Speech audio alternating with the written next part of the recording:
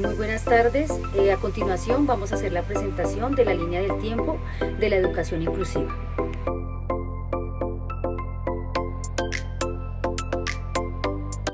Bueno, vamos a iniciar con la década de 1960.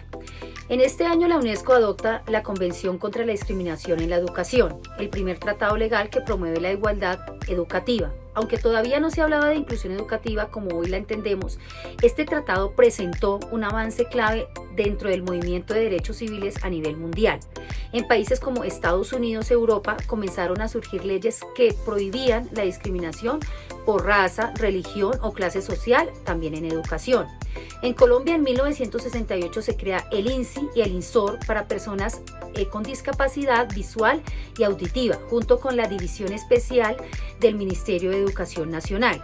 En este periodo la atención se centraba exclusivamente en discapacidades sensoriales, personas ciegas o sordas. Otras condiciones como la discapacidad intelectual o física no era considerada aún. El enfoque era limitado, especializado, sin una visión estructural de derecho a la educación para todos.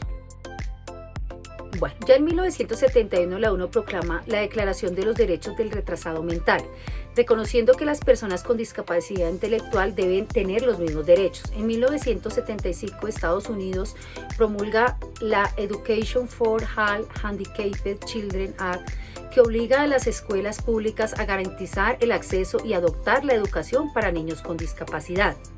Aunque el término inclusión aún no se usaba, se hablaba de educación especial y se buscaba la integración, es decir, que los estudiantes con discapacidad accedieran al sistema educativo, aunque fuera en aulas separadas. En Colombia en 1971 se aprueba la Ley 14 de Educación Especial y en 1972 el Decreto 1823 que regula el funcionamiento de educaciones educativas especiales. Además, el INSI y el INSOR pasan a ser entidades públicas. Durante esta década el enfoque seguía siendo asistencialista, centrado en educar al diferente. Desde una lógica de la caridad, el lenguaje oficial no cambiaba, se seguía hablando de anormales, minusválidos o deficientes. Bueno, ya en la década de 1980, exactamente en 1981, la ONU declara el Año Internacional de Personas con Discapacidad, promoviendo la participación plena en la sociedad. Aunque ya se hablaba más de integración, la visión seguía centrada en la discapacidad como una barrera individual.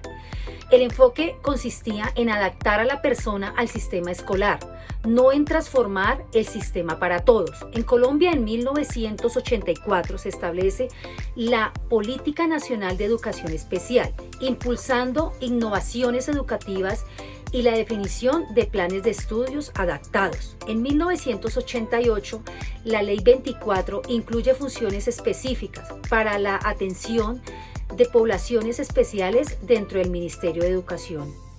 Durante los 80 el concepto dominante era educación especial, como una respuesta a estudiantes con discapacidad. La inclusión, tal como la entendemos hoy, centrada en derechos y transformación del sistema, aún no se había desarrollado. Ahora vamos con la década de 1990 a 1999. En el contexto internacional, la Declaración Mundial sobre Educación para Todos en Phnom Penh, Tailandia, promovió el acceso universal a la educación básica, sentando bases para una educación inclusiva. La Declaración de Salamanca consolidó el enfoque de escuela para todos, defendiendo la integración de estudiantes con necesidades educativas especiales en la educación regular. A lo largo de la década, el concepto de inclusión se amplió, pasando de centrarse en la discapacidad a abarcar factores sociales, culturales, económicos y de género, promoviendo así una inclusión extensa. En el contexto nacional, la Constitución Política de Colombia en el artículo 67 reconoció la educación como un derecho y servicio público con función social. La Ley General de Educación en la Ley 115 de 1994 estableció una educación integral con principios de equidad y diversidad. El decreto 2082 reglamentó la atención educativa para personas con discapacidad o talentos excepcionales. La Ley 361 promovió la inclusión social de personas con discapacidad, eliminando barreras en educación, trabajo y servicio. se comenzó a hablar de inclusión en sentido amplio, integrando diversidad cultural, lingüística, de género, étnica, social y económica. En la década del 2000 al 2009, en el contexto internacional, en el 2000 el marco de acción de Dakar en la UNESCO definió 6 objetivos globales para garantizar el derecho a la educación para todos. La Convención sobre los Derechos de las Personas con Discapacidad en la ONU estableció el principio de participación plena y equitativa en todos los ámbitos, incluida la educación. La inclusión educativa comenzó a concebirse como participación sin segregación en un sistema común, más allá de ajustes individuales. En el contexto nacional, en Colombia, se estableció la Política Pública Nacional de Discapacidad, garantizando los derechos de esta población. La Ley 982 promovió el acceso a la educación e información para personas sordos y sordociegas, reconociendo la lengua de señas colombiana. En el 2006, el decreto 366 reglamentó los servicios de apoyo pedagógico para estudiantes con discapacidad o talentos excepcionales. En el 2007, la Ley 1145 creó el Sistema Nacional de Discapacidad, articulando acciones interinstitucionales para la inclusión social y educativa. El Ministerio de Educación en el 2009 implementó la política de educación inclusiva con énfasis en discapacidad, grupos étnicos y víctimas de conflicto.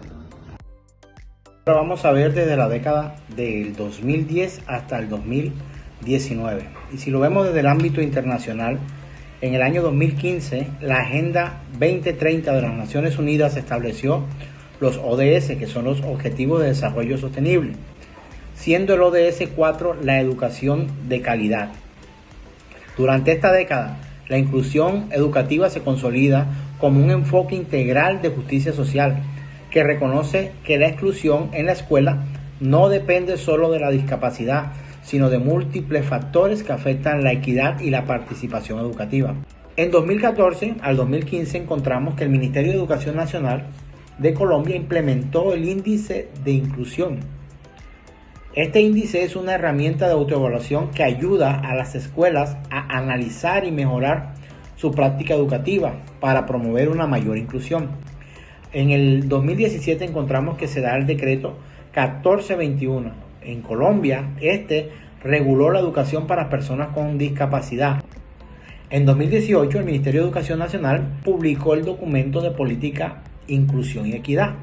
La inclusión no es un programa aparte, como primera medida. Tampoco se dirige a una sola población, sino que se convierte en un principio transversal que debe orientar toda la política y la práctica y cultura educativa. En la década de 2020 hasta el 2025, es decir, la actualidad, que en el año 2020 la UNESCO publicó el informe GEM, que quiere decir Informe de Seguimiento de la Educación en el Mundo. Entre los años 2021 y 2023 se discutió ampliamente el impacto de la digitalización y las brechas de acceso a las tecnologías digitales. Lograr una educación verdaderamente inclusiva requiere enfrentar barreras mucho más complejas que van más allá de lo escolar, es decir, tecnológicas y también las sociopolíticas, por conflictos de desplazamiento, por crisis migratoria, por desigualdad estructural, discriminación y exclusión sistemática. En 2023 el Ministerio de Educación Nacional promovió guías sobre inclusión étnica, migrante, sexual y enfoque de género. En esta etapa reciente, la inclusión educativa en Colombia evoluciona hacia una visión mucho más compleja, amplia y actual. Así ha sido el viaje de la educación inclusiva, desde la exclusión silenciada hasta el derecho reconocido. Gracias por acompañarnos en este recorrido histórico. Estas son nuestras referencias porque la inclusión también se construye con conocimiento.